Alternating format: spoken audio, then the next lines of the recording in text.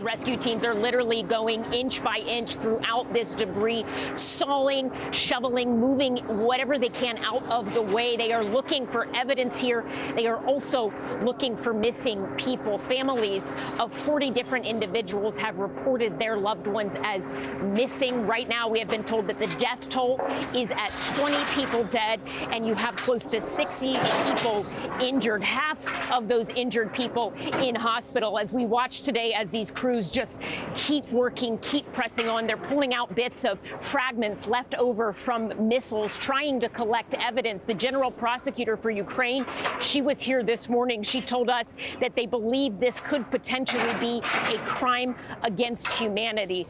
The Russian Federation, the Russian Defense Ministry, they claim that they struck a factory nearby this shopping center that was actually housing weapons provided to Ukraine by both the U.S. and the EU. They claim that once they struck that factory, those munitions then detonated and caused a fire at this shopping center, a shopping center they claim was inoperable. But the numbers of the people who were injured, the video from the moment this attack happened shows you just how busy this area was. It was certainly an open shopping center. We watch more as they go through just stalling everything down. This has been constant for hours and hours now. I spoke to a local official here this morning, and he said that there is a factory sort of just behind this area, but he claimed that it is a factory that has nothing to do with any sort of military objectives or weapons. He says that it is a factory that is essentially working on construction related to roadways. This is a heavy industrial area, and there's a lot of infrastructure related to transportation here. So he claims that that area that was also struck had nothing to do with military action, but Ukrainian officials say 2 missiles directly hit this area, as Russia is claiming that it was just a fire here. And we have really watched. I can show you a little over this way some if we have time. I mean, these are some of the fragments that they're collecting here to try and make that case that this was a direct hit by 2 missiles. Ukrainian officials say they were Russian missiles, and they are literally just going through everything bit by bit. I was asking a local official this morning if they had any sense of how old the victims were here. They said right now they're not sure, but they believe there were at least some teenagers among them. Willie? Yeah, 18 dead, and as we said earlier, they expect that number to go up. Imagine trying to survive a war, but when the rockets fall, you don't hear them. In Kharkiv, missiles landed within 6 miles of the Tokarev's home. Misha is hard of hearing. His wife, Anastasia, is deaf. Our daughter is hearing, and she would come to us crying. We didn't want her to live in fear. Help came from a team with Off the Grid Missions, a nonprofit focused on helping deaf and hard of hearing people in disasters around the world.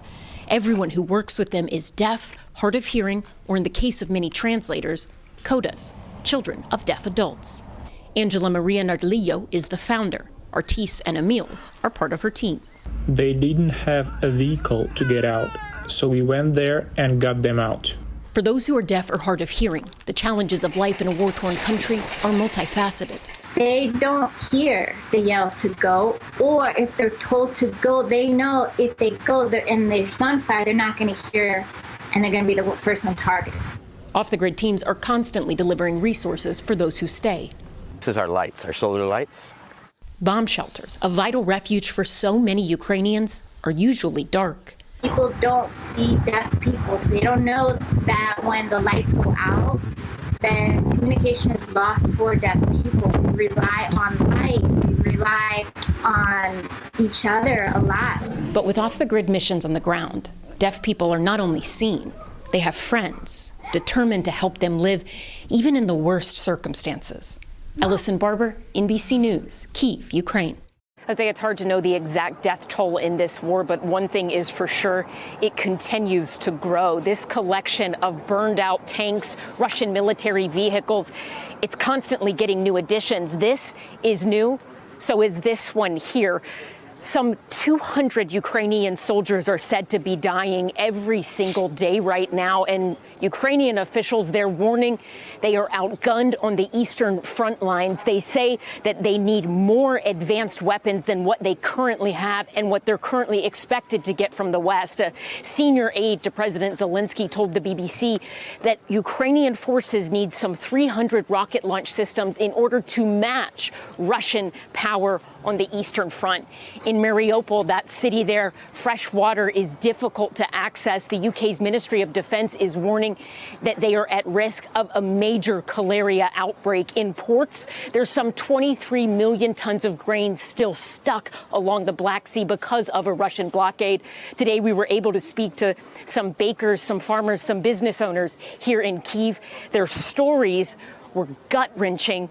Their worries for the future still growing. Listen. All of the equipment, most of the equipment was destroyed. There was very difficult to find products. That was very difficult. To get everything, it was because delivery was very affected and it was difficult to deliver.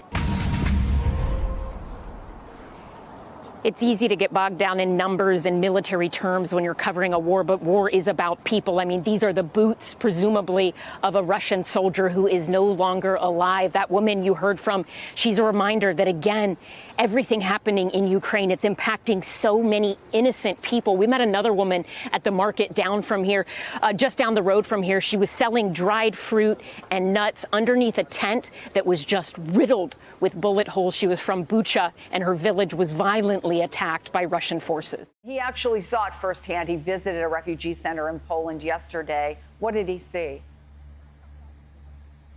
Yeah, he visited the refugee center where we were yesterday, and we watched as he arrived, as he went inside. And when he went into the main building at that welcome center yesterday, he would have seen what we saw. Thousands of people stranded. There were 2,000 cots in that building. Most of the cots, when you walked around and looked at them, it had multiple people sitting on them. Sometimes it looked like people were rotating out when one member of their family slept versus when the other one did. He would have seen thousands of people waiting in line and then loading up fairly quickly there to get on a bus and go either to other cities in Poland or to other countries like Germany, Czech Republic.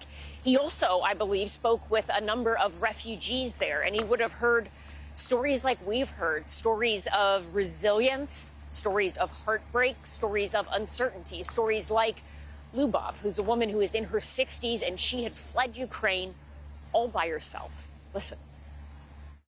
But when I was living, I had to take all my life in these bags. This is all my life. This is heartbreaking. It's not because I love things, but it's just, this is 68 years of my life in these bags.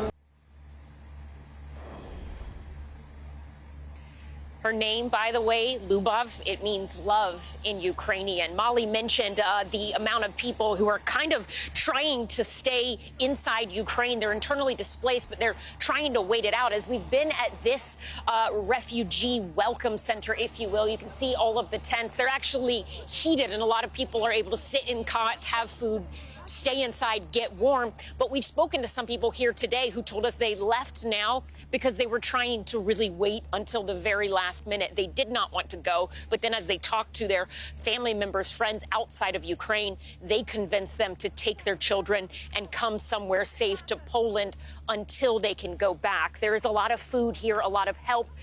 The government in Poland, they've organized most of this, but a lot of what we see is loosely organized volunteer groups helping families out here. The Polish government has asked people, they say, if you want to help, don't just send food or water or supplies, because they have a lot of these. This is one of our friends we've been playing soccer with all morning.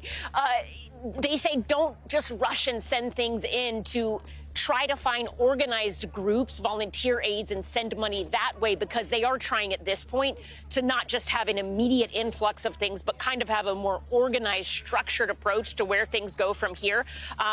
A lot of families here, a lot of mothers, a lot of children all of them, Chris, desperately hoping they can go home and go home soon.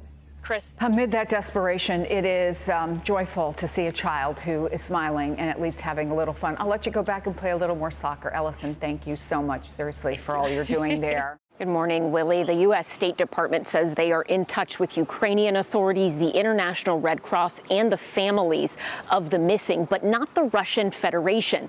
The families of these three men are desperate for answers, but right now, clear answers are hard to come by. Marine veteran Grady Kerpas traveled to Ukraine to fight. The reasoning behind him going to Ukraine for humanitarian, just trying to help people in any which way possible. Don Turner is speaking on behalf of Kerpas's family. We do believe that there's a good possibility he's a POW right now. Kerpas is one of 3 Americans reported missing in Ukraine. Russian state media published a video allegedly showing 2 others, Alex Druki and Andy Huen, in captivity.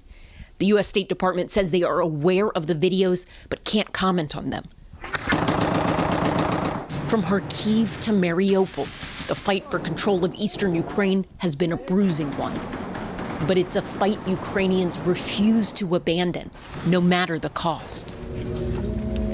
In Kyiv, mourners came to pay their respects to a well-known activist killed in combat. From the cathedral, Roman Ratushny's casket was taken to Maidan, Independence Square. Thousands of people have come here to pay their respects to Roman. For many, this is a painful reminder of what this war is doing. It is taking young Ukrainians some of the country's brightest hopes for the future. Роман був символом поколінь. Він народився від вільних батьків у вільній країні. Roman would have turned 25 next month. The people we have spoken to, they describe him as a hero, a freedom fighter, someone who believed in this country and its people.